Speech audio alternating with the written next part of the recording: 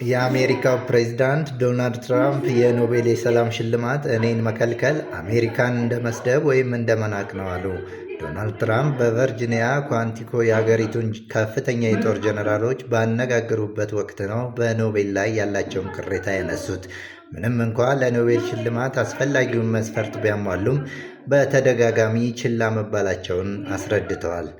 ትራምፕ ኖቤል ለምን እንደሚገባቸው ሲያስረዱም ዳግም ወደ ስልጣነ መንበሩ ከመጡ እንኳን የመካከለኛውን ምስራቅ ጦርነት ጨምሮ 8 ጦርነቶችን ማስቆማቸውን ተናግረዋል።